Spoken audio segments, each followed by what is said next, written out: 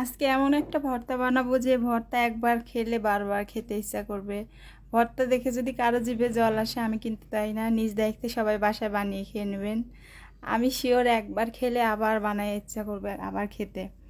তো কিসের ভর্তা বানাবো এটা আস্তে আস্তে দেখতে পারবেন। প্রথমে শুকনো মরিচগুলো বেটে নিচ্ছি এইভাবে। যে কোনো ভর্তাতে কিন্তু শুকনো মরিচ সবচেয়ে মজা হয় বেশি, যে কোনো কিছু ভর্তা করতে যদি শুকনো মরিচ দেওয়া যায়।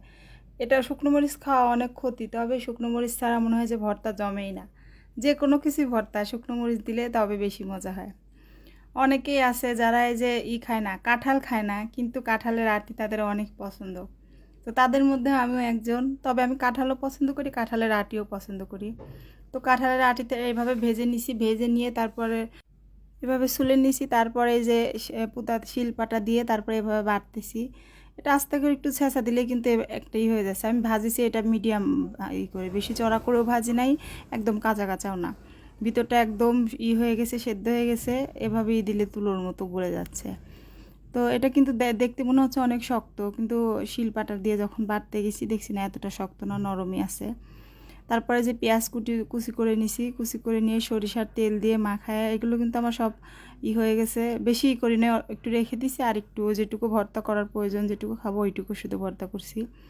তো ভাবলাম যে এখানে পাটার উপরে অনেক জায়গা আছে, এখানে মাখায় নেই। সরিষার তেল দিয়ে তারপরে পেঁয়াজ দিয়ে মাখায় নিলাম। তেল মনে হয় একটু কম হয়ে গেছে, তারপরেও পরে আবার খাওয়ার সময় আরেকটু দিয়ে নিছিলাম।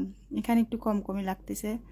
তো ভালো করে ভর্তা করে নিয়ে এইভাবে ভর্তা করে ছোটোবেলায় খাইছিলাম একবার না দুইবার। তারপরে এই এসে কাঁঠাল খাওয়া অনেকেই আমি শিখছি, এটা হচ্ছে আমার পাশের বাসায় একজন দেখিও কাঁঠাল খায় না, কিন্তু কাঁঠালের আটি এত পছন্দ।